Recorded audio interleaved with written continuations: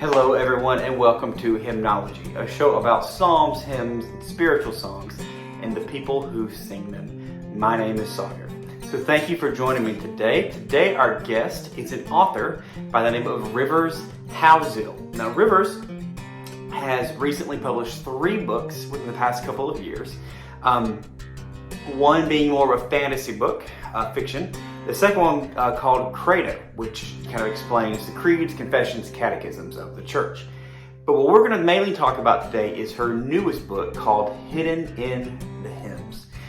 Now, we've all seen words in hymns that we don't understand, whether that be like in Come Thou Fount when we talk about an Ebenezer, or in All Hail the Power of Jesus' Name. There's some weird language there.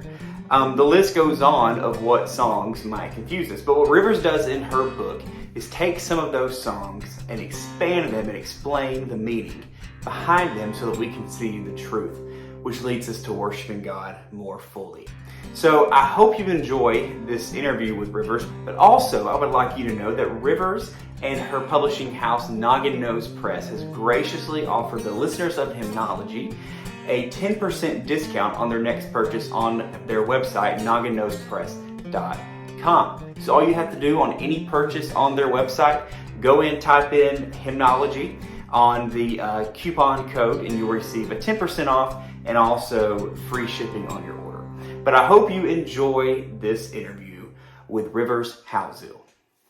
Well, hello, everyone, and welcome to another episode of Hymnology. My name is Sawyer, and I have with me today my guest and author, Rivers Houseal. Rivers, thank you so much for joining us today. Thank you for having me. Yeah. So if you will, just kind of talk a little bit about yourself. Introduce yourself, tell your background and what you do now. Well, I am 2 years out of high school. I was homeschooled all the way, and I live on my family's land, and I work from home with my dad. Our family runs our own publishing company, and I do writing and editing work of various kinds, but all out here in the middle of rural Arkansas. Okay. Yeah, I understand that. So let's talk about your upbringing for a second. So you said you were homeschooled. Mm-hmm. How has that had an impact so far on you when it comes to your writing? You started writing while you were in school. Is that correct? Absolutely. I've pretty much been writing since kindergarten in one form or another. Okay. And I finished the manuscript of my first book when I was 14. You were 14. Okay. And can you tell us about that book? I can. It's a fiction fantasy for middle graders. So for kids about the age I was when I started writing it. Okay. And it was very heavily influenced by fiction fantasies I was reading at the time. So Gotcha. And so, whenever I kind of went on your website and looked at all that, the first book that popped out is one we're gonna talk about. But I saw that book first, and it made me think of several authors. But I wanted to know kind of like, what is your who were your inspirations back then whenever you were writing, kind of in the very beginning? Well, I can't remember if I had read all of the Chronicles of Narnia at that time. I had at least read some of them, and I loved them. Yes. But probably the main influence at that time was Andrew Peterson's Wingfeather Saga. Okay. That book series was my life for about 3 years. Oh, is it? Okay. Good. Yeah, and it should be. It's good. And this is a very Narnia friendly place. So anytime you want to relate anything back to Narnia, feel free to and just nerd out. I will go there with you. Don't worry. Okay, so your first book was more fantasy fiction. And we'll go into all of your books after that, but in a little bit later. But let's talk about your church background. That's something that I don't know much about. Kind of what is your background there? Maybe like denominationally or kind of where are you at there? Well, when I was born till I was about 4, we were Southern Baptist. Okay. And then we're a Reformed Presbyterian now. You all became Calvinist. Yes. You went to Reformed. Okay. Yeah, we made the jump. Yes, yeah. But that's where we are now, and it's where I intend to stay. So. Okay. So you kind of grew up at the Southern Baptist Church thing, like for a while. How about when did your family make that change? I was 4, so I remember before that, but pretty much most of my growing up was in the Reformed Presbyterian. arena. Okay. Um, so were you, let's see. So I am a Reformed Southern Baptist. So would you, if you were 4 at that point, would you have been baptized when your family joined the? No, no, I was baptized about a year later. A year later. Okay. Okay. I got you. Yeah. I wasn't sure, because obviously your books tend to lean a certain way, and you can definitely tell. So I wasn't exactly sure where that was. And I know with you kind of being in Arkansas and me being where I am, sometimes that Reformed tradition can be hard to find, especially Yeah, in a rural context. How is your church kind of near where you live, or do you guys have to travel a little bit? No, we have to drive 40 minutes to get to church. And Really? yes, the people who live closest to our congregation probably have 20 minutes, but we have people who drive more like an hour. We're all very far flung. Okay. There's Yeah. not a lot of Reformed congregations around here. No, definitely not. And that's, yeah, I understand that. That's kind of the way, and really, I mean, it kind of is the way where I am now, but also where I grew up. I mean, I didn't know what that meant until I was a lot older. Um, well, okay, well that's good. That's a good little background. So, what was growing up like? What was homeschool like? I wasn't homeschooled. I'm always interested to see what it was like. I mean, it sounds like a fun life. It was very, I never wanted to be anything else. Yeah, And you asked earlier what influence it's had on my yeah, writing. It's yeah. been, it's where it came from because I had I was encouraged to read and I was around books all the time. And Yeah. I don't know, there's such a freedom that comes with homeschooling Yeah. because my parents were able to tailor it Yeah. to what I needed, especially as I got up into the upper grades. Right. So it was like my grandmother taught me English composition my junior Okay. year. Yeah. Yeah, so I was able to put as much emphasis on that as I needed Okay. to really flourish and try it. Yeah. And so, what about the publishing house? Tell us a little bit about that. You mentioned that's kind of a family-ran business. I don't imagine there's very many family-ran publishing houses right now. So, tell us a little bit about that. Well, it kind of started out of necessity because I wanted to publish my first book of Nature and Kings, the fiction fantasy. Okay. And I was 15 when we first printed it, and we just came up with Noggin Nose as the press name to slap on the Yeah. back, but Yeah. there was nothing else to it at that time. And then I reprinted it again a couple years later, but then right after I graduated high school, we decided we're going to do this all the way. So we Okay. made Noggin Nose Press a real thing, and we re-released of Nature and Kings in 2020. Okay. And we've been publishing other books through Nagano since then. So it's Nagano's Press has been a real thing since 2020. Okay. Okay. And so, tell me what that looks like. Family ran, Mhm. right? So, what does that look like for you and your family? Ran straight out of the home. Kind of, what does that look like? Well, it looks like a tiny little office building about 25 yards from our house on Okay. our land. Okay. And I both work from home, as I said. So we both work out here. We've got a shelf with our book stacks, and Yeah. my sister's learning how to fulfill orders for us. And mom and Okay. dad and I are the board in quotes. Yeah. It's it's about as family run as you could possibly be. And do you print from there too? No, we Yeah. do outsource our printing, but we fulfill orders ourselves.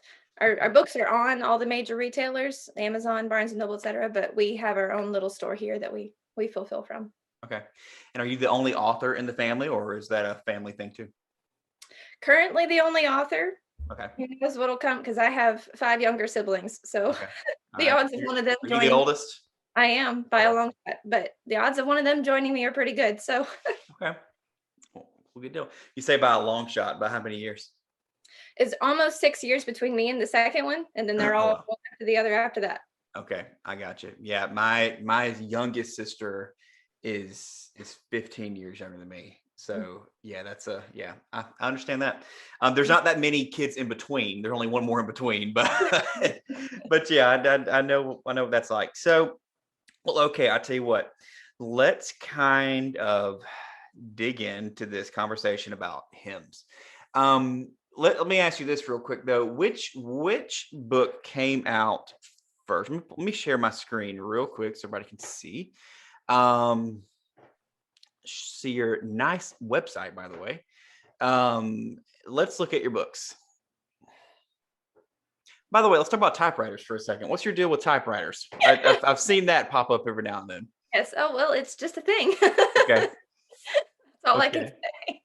I got you. I got you. You know, C.S. Lewis hated typewriters. I know, but I I can't not love them. I have understand. 2 on You're the floor next to me right now. okay. Well, good. Hey, listen. Surround yourself with what you love. So we got of Nature and Kings you said that was first, and then we have Credo. So was that second? Yes, by about 6 weeks. Well, Okay. there were like 2 years between Of Nature and Kings and Credo, and then only about 6 weeks between Credo and Hidden in the Hymns. Okay. And thank you for correcting me in a passive way. When I said credo, you Oh, corrected by saying no, credo. That's a that's great way to. That's a great way to family correct people. argument. Credo. I Okay, so usually say let's Credo, just but talk Dad about. making me say Credo. Yeah, no, you're good. So let's talk about credo for a second. Then, credo. The subtitle is creeds, confessions, catechisms, and covenants. Um, that may not be interesting to a lot of people. It is to me. But whenever you hear all of that, what was your goal and kind of what was your heart behind Credo?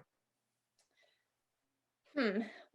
Well, the goal was to create a one volume source that kind of summarized all of those documents because they paint such a picture of church history.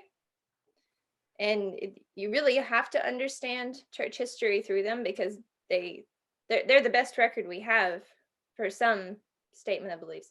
Yeah, And we decided to do it.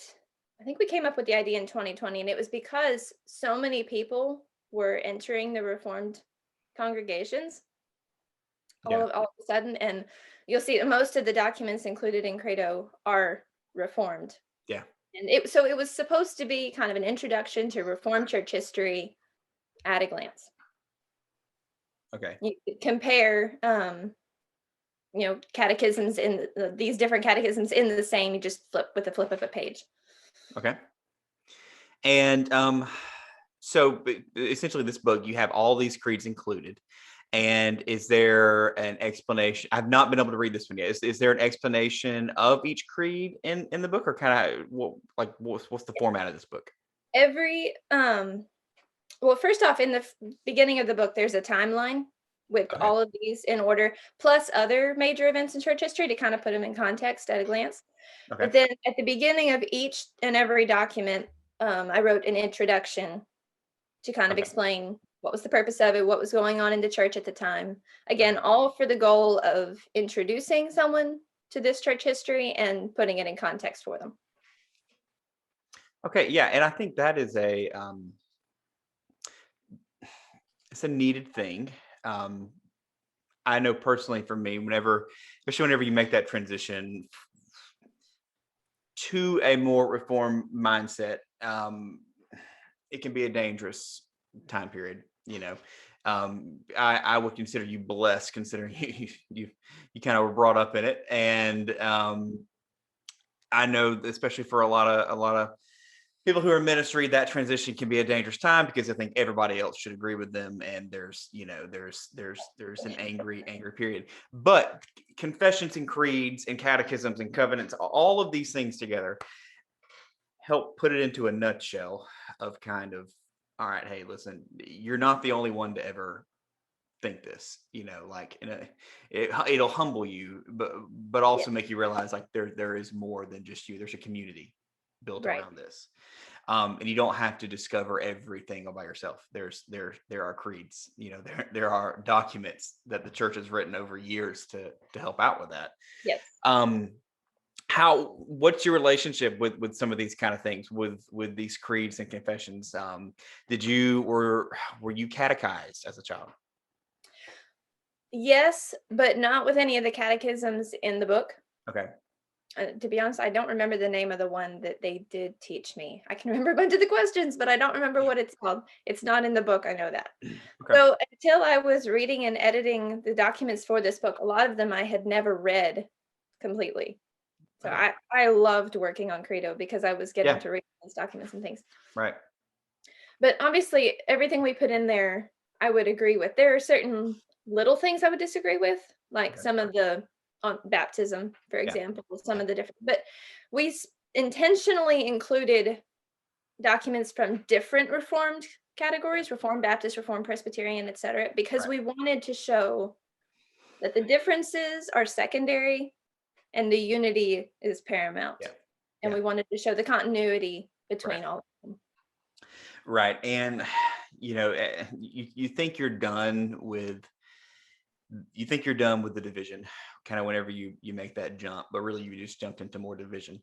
And it's easy to see that historically when you have that many different creeds, but like you said, there is always middle ground.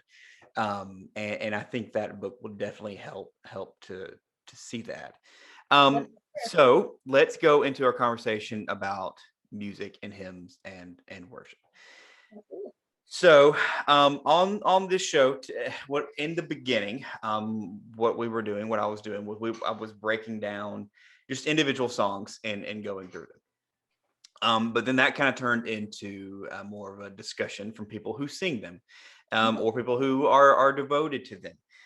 First, let me ask you this: as far as music goes, is that something that you are into? Like, as far as like, are you a musician? Yes, I am. Yeah. Okay. Everybody's into music, but you know what I mean. Or so you're a musician. What about your family? Or is that kind of like a family thing? Absolutely. And only like within the last year and a half has it become so, but it's Okay. it's kind of rule our life, our entire family's life at the Okay. moment. All right. What do you play? Violin is my main instrument, Okay. but I dabble in mandolin and trying to think what else. I just recently picked up accordion and cello, so we'll see how Okay. those. Yeah. But all family When did you members start playing violin? when I was 9.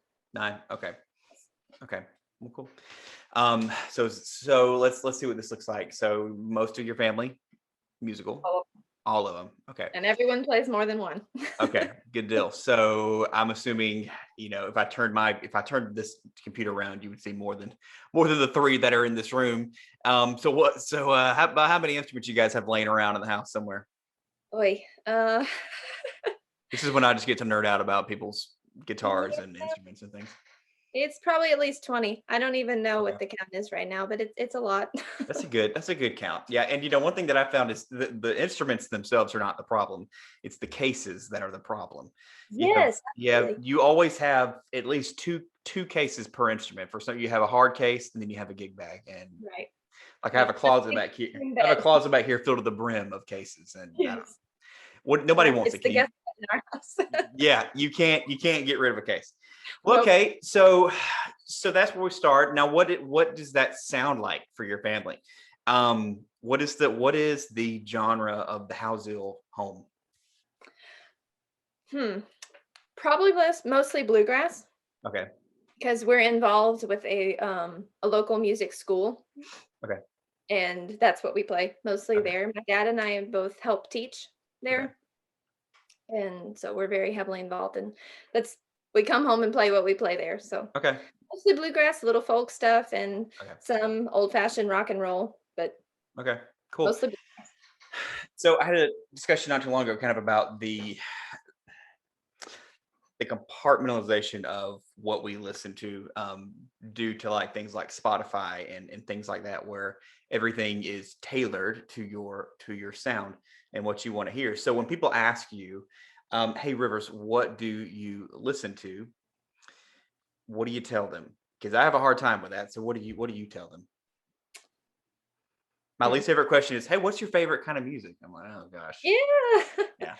I guess I'd have to say singer-songwriter, but I hate saying that because that's such an incredibly broad term. Yeah. Yeah. But I don't know what else to say. I love instrumental stuff, Okay. Okay. um, and especially string bands, just because Okay. that's a lot of what we play in our house. Yeah. Yeah. Yeah, I know it's a hard question. I mean, that's like I said in the last episode when I tell people, well, I listen to hymns, and you think of the Brooklyn Tabernacle or something like that, like well, that's all I listen to. But there's a whole nother world out there that people don't know about, and it's hard to explain. Okay, so that's kind of the sound that you were brought up in. That's what it sounds like for you. Now let's talk about church music for a second. Hmm. You mentioned you're in a Presbyterian church, you're in a Reformed church. So what does worship sound like? What is worship like for you and your family? The very, very old hymns Okay. played traditionally all the way. We And my talking sister, like piano and like electric organ type style, or what are we talking about? just piano. No, we are a tiny, tiny little church out in the Okay. middle of a rice field in the Delta. So Okay. it's just a little piano. But in the last year, my sister and I and another girl in our church, we started playing violin with the piano. So Okay. we are strings and a piano, but it's the very, very old hymns. I don't know if you're familiar with the Trinity hymnal. Yeah. Yeah. Yep, it's what I Yep. grew up. Okay. So, and that's exclusively like that in your like hymns in your church from Yes, the Trinity hymn. Okay. we've started using Um, Confucius Christi, but same sort of. But both okay. of those, yes. What about like special music? Do you guys have that kind of thing? Okay. No, nope, just the congregational It's singing. That's it. congregational. Okay. Okay. Well, then let's go into this conversation. Okay. So you're used to that. That's kind of where you came from. I would imagine that, in the past, whenever your family was more Southern Baptist, that's probably kind of where, well, I know, like for me, I've never really been a part of a church that doesn't do that and exclusively until I became a worship leader. And then, I'm the guy who, tends to, who can make people mad about picking my songs out, So, but so you have that background, you have that in your head. That's the sound. The sound of your family is more of a bluegrass sound. So I'm just trying to get everybody into kind of where we are. So now I ask you the question before we get into your book: why why should you spend so much time writing, talking, singing, and caring about hymns?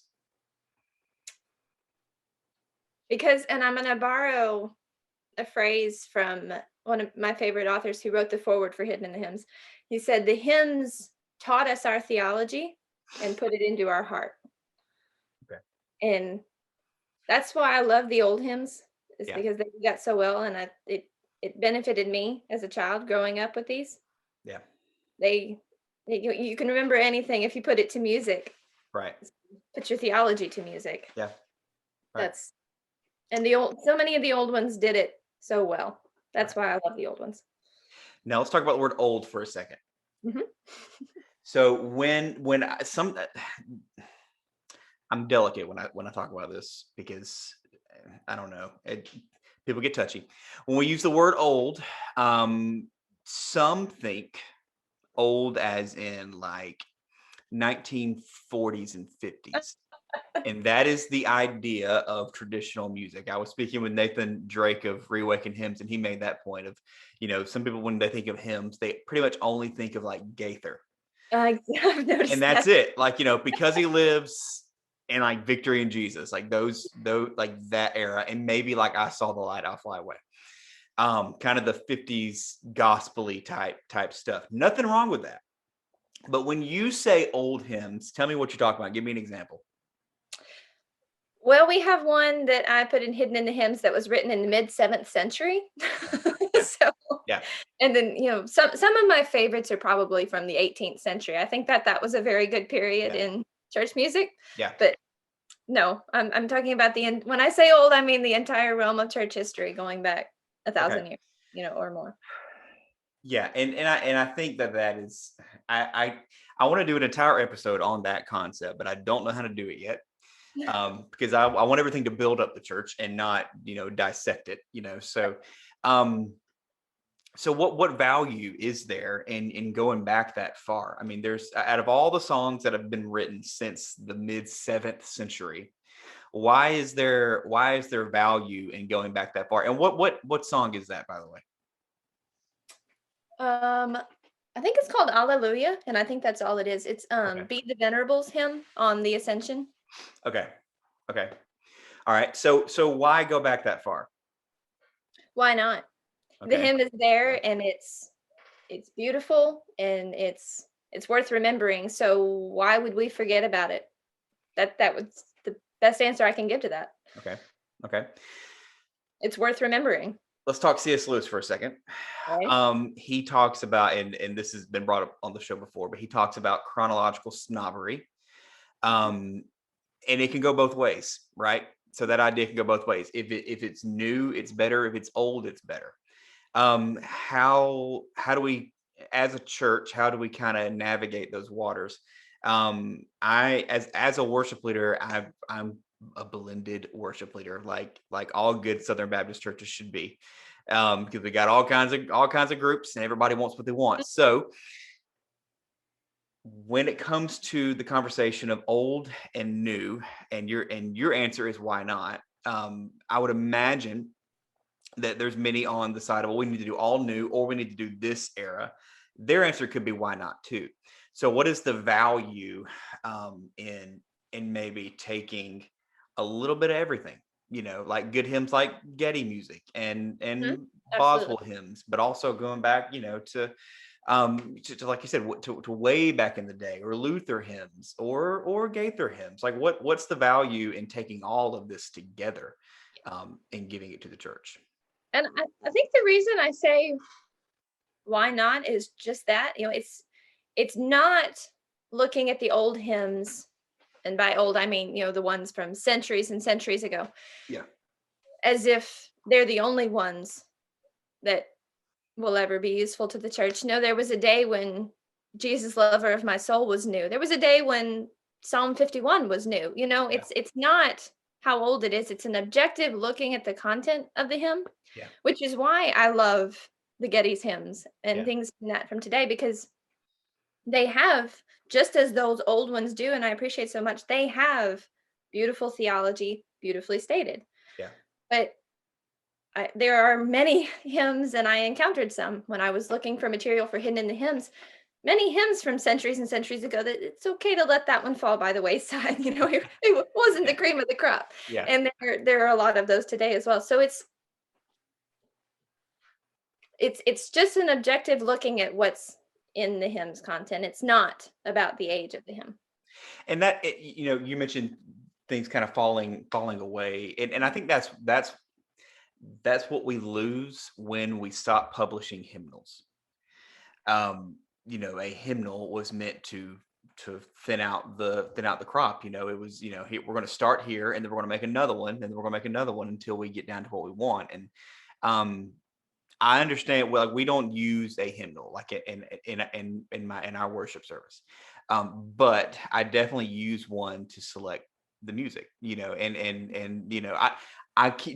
the hymn? And I keep trying to find someone who knows it, and can laugh at it with me. But do you know the hymn, "God of Earth and Outer Space"? No.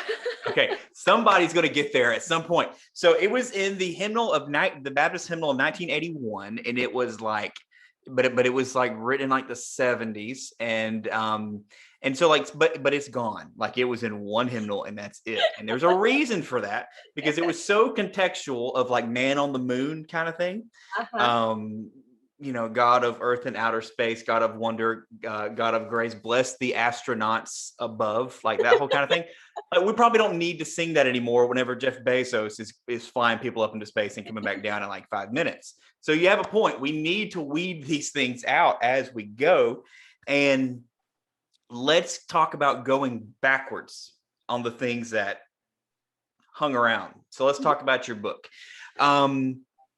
I'm going to pull that up real quick. Okay, so you said that Credo came out like right before, like 6 weeks before Hidden in the Hymns, Yes. right? Okay. Yes. That was a very busy couple of months. Yeah, I imagine. And so, this is the first one that I noticed, and I believe it popped up on Instagram as the algorithm does. Mhm. So this is kind of the one that drew me in. Hidden in the Hymns, classic hymns made accessible for modern ears. And that is always something that we definitely want to go for. So let's talk about the why first. Why did you feel like there was a need to write Hidden in the Hymns? It was based on my own experience of growing up with them. I've reached a point where I love and appreciate these hymns, but it took me years to get there because I had to Yeah, figure out what they were talking about. yeah, The language in these hymns is so often very archaic. yeah, Vocabulary is, way out there. yeah, And all of those things I think are benefits, but they take some getting used to. You have to learn how to read Yeah. this kind of language. Yeah. And I wanted children to be able to appreciate these hymns the way I do now, but I wanted to help them get there. Okay. Yeah. So let's talk about some of those words. I know what words you're talking about, but can you bring up some of those that maybe growing up were like kind of like what are we talking about here? Yes. Well, one and it may be on the screen there, I don't remember, but one of the ones I always bring up is, "Rounded his cast like a mantle the sea." Yeah. Was that a fireplace mantle? You know? Yeah. Hey, Or what hymn is that? Remind me. well, I could have told you, but now I don't Yeah, remember. it's okay. It's okay. Okay. So, all right. So, yeah, mantle. Or I mean, yeah, sand, I mean, that's what it simple is. words like that. Yeah. I mean, obviously, the one that stands out to me is "In Come Thou Fount." You know, you have several "In Come Thou Fount." You know, "Raise My Ebenezer," yes, that's another Ebenezer, one. Fetter. You know, those kind of things. We're singing "I'll Hail the Power of Jesus' Name" this Sunday for Palm Mhm. Sunday, and um, I have our kids kind of walking in with their palm branches and all, and Yes. you know, that's not an easy one. I Angels prostrate fall. That's a dangerous one. That's a dangerous one for kids. You know, you never want to. You always want to be careful. And then you got words like diadem. So I think we can all appreciate that. And what you've done there is to talk about these words, because we've all been there, especially if we were raised in church. All right, so where do you go from there? You have the things that we don't understand. Why do you think it's so important that we get to the bottom of these words? because these hymn writers noticed things about God and his ways that aren't obvious. And I think that that's frequently my objection with new music, and not just because it's new. I don't want to make that clear, Yeah, but they tend to never dig below the surface. yeah, Whereas these hymns and their hymn writers did, but that's hidden in words that a child doesn't understand. right. So if we can just help them understand what the hymn writer is actually saying, they'll get the benefit of all these insights into our God and his ways. Yeah, yeah, and what the context, I found it like in a lot of hymns, the context is usually like at sea driven. Like there, like if you understand like sea language, you can understand a lot of these, and I think if you take that example, and I think that maybe can help a little bit. Everybody can think of a story about a boat, I mean, like that kind of thing, and that whole deal. So we have words that are difficult to understand. We know we need to draw out from there. So mm, what are some things that we can do today, to help kids, especially, kind of understand the meaning behind these songs? Because you're there in church, you're singing about these songs, and the word comes up, and then it's gone, which Mhm. is another value of a hard hymnal. But um, what are some ways we can help with that, with better understanding that? Well, just practically speaking, when I was writing this, I pictured it and um, meant for it to be used. Like, I don't know how most churches work with this, but in our church, we know what hymns we're going to sing midweek before Okay. we sing. Yeah. So if there are some in this book, have your child read it ahead of time so Okay. that they'll have when they encounter that word on Sunday morning, they'll have an image to associate with it. Yeah. Or if you don't know the hymns ahead of time, you'll read it Sunday afternoon when you get home. I meant for it to be a during the week practical companion to what they're using in worship Sunday by Sunday. Okay. Good. And so let's talk about like some of the hymns that you referenced in the book, and why you chose them. What's one that comes to mind when you really when you really think of why you wrote this book? What's a particular hymn that you're like, okay, this is one I want in the book, and I feel like this is one that we really need to understand. One of them you've already brought up, "All Hail the Power of Jesus' Name." That was one of the Okay. first ones I knew Yeah. needed a little bit of explaining, and I knew it needed to be in the book. Yeah. "Jesus, Lover of My Soul" is Okay. another one of my favorite hymns. And what are you drawing out of why that one? I think it paints to a child who's trying to get, for lack of a better phrase, get acquainted with the character of Christ and what he does for us. I Yeah. think it paints very helpful images. Okay. So And you're there's so many like that. so you're mentioning a lot of imagery, and I think that's an important conversation. Okay, so we talk even in just the title, hidden in the hymns, imagery is hidden in hymns, and it's something that, like you said, I don't think we always necessarily get in more contemporary music. And when we use contemporary, we know what we're talking about. We're not talking about like Living Waters by the Gettys. We're talking more on another branch of Christian music. Um, what let's see here. What do you think prevents imagery? What is something else that we're singing about in songs that prevents imagery depicting truth? Like, what else are we singing about if we're not singing about that? I don't know. I have an answer. I was going to see if you. I was going to see if you go. So let's talk about the different. So I'd love to hear yours. yeah. So I'm thinking of when we go straight to the emotion. When we go straight to, um, here's what I'm feeling. It's a very valid And point. I'm only going to talk about those feelings. I'm not going to necessarily talk about the truth that gets me to those feelings. Okay.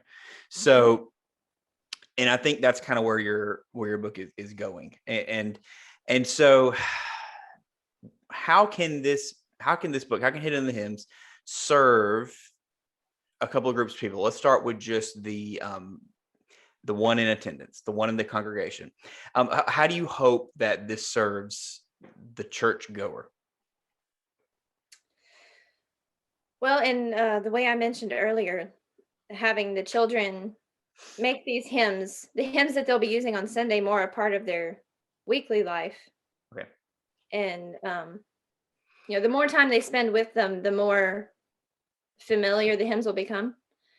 And I meant that for adults too. I've always referred to the book as being for children, but Yeah. my family always corrects me and say, no, it's for adults too. Yeah. Yeah. It's to benefit everyone in that way, just to make them a more familiar part of day-to-day life. Okay. Not just something we sing once on Sunday, and then we might not revisit that hymn for a year. And that is a concept that I think I've said before that I think that concept what you just said is the a movement that's bubbling up right now, because everyone that I've spoken to, that seems to be where their heart is going, and they've either done their first project in that, or they're working on it, and that's where we're headed. Is how can we get liturgy and hymnology and worship into the actual monotony of the lives of believers? Yes. And I'm excited for that, but I don't really know what it's going to look like. But I do think that we're off to a decent start. Yes.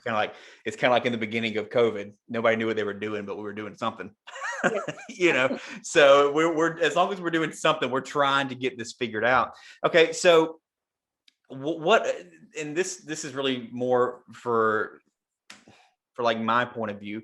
What do you hope this book? What do you hope a worship leader or a worship pastor or a song director, a music director, what do you hope they would get out of this? I don't know. I saw so much in these hymns that I thought I understood them Yeah. until I tried to paraphrase them in a 10-year-old's vocabulary. Yeah. And I realized there's so much more here than I even realized. Yeah. So I would hope that it would do the same for them. That we sometimes don't notice things when they're too familiar. So that's the other end of the spectrum. Yeah. So maybe to help them realize again some of the truths that they can then pull out for their choirs, their congregations, etc. Okay. Yeah. And do you have, like, within your church context, is there teaching of hymns in your church context? No, there's not. We just sing them, which is why when I wrote this, I realized that a lot of that, the intentionality of making them familiar to children during the week is going to fall on the families. Yeah. I saw this, and I would hope that this book would be a good tool for family worship. Okay. You were talking about how we're going to accomplish making them more familiar. A lot of that, I would say, is going to fall on becoming more intentional in family worship, and Yeah. it's going to fall to the parents making this part of your child's life regularly. Okay. Okay. And let's wrap up the conversation about the book with that point. The idea of what you're saying, we want to get writing this book so that we hear it throughout our week, like in our home.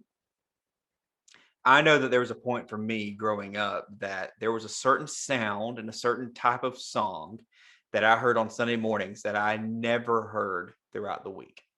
And I definitely didn't hear it on the radio. You just didn't hear it anywhere else. Now that was also before Spotify and things like that. But so to somebody who's like, well, how does that happen? How do we get songs and how do we get worship into our daily lives? What does family worship look like? How does that happen? Because I'm assuming that was something that happened in your family. It has in different forms through the years, and sometimes we've done it more than we do at present even. Yeah. But I think as a culture, we're just going to have to do more singing. Okay. It really comes down to that because as far as, you mentioned Spotify and Apple Music and all the rest, but there's still, there's Fernando Ortega, and you mentioned some of the choirs and such, but there just isn't a whole lot of recordings of these hymns. Right. Right. You're going to find more of the 40s and 50s gospel if you go looking for recordings of hymns. So we're going to have to sing them ourselves. We're going to have to play them ourselves. I learned a lot of the hymns that I know by heart. I do because I learned them in family worship. We picked a hymn and we sang it every day for a month. And now I know it by heart for years after. It's going to take things like that to make them a part of your child's life. Yeah, that's good. So what do you guys, what do you have coming up? You got anything new books coming? Anything you can talk about?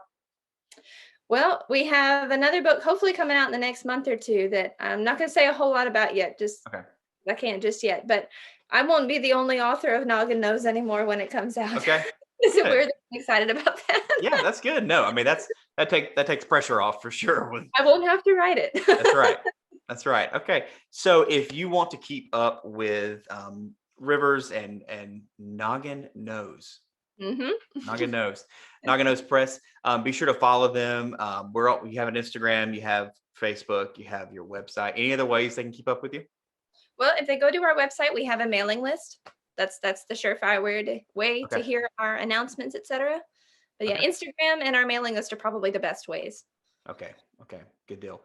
Well, Rivers, thank you so much for joining us. And I hope that you all will look for these books and take the truths that are out of them and apply them to you and your family as you go in between worship services, right? Throughout the week. Absolutely. Make it a part of your daily life.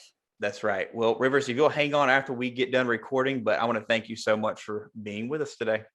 All righty. Thank you for having me. Well, it was so nice to speak to our first author on the show, and Rivers definitely has a lot of good things to say, and I'm excited to see what she has to say in the future. If you were encouraged and if you want to dive more into Rivers and her books, please use that code, the 10% code of hymnology on their website, and you can see it in the description, to receive that and to be blessed by what she does, but also so she can be blessed by you. Thank you so much for listening to Hymnology, and we hope to see you next time.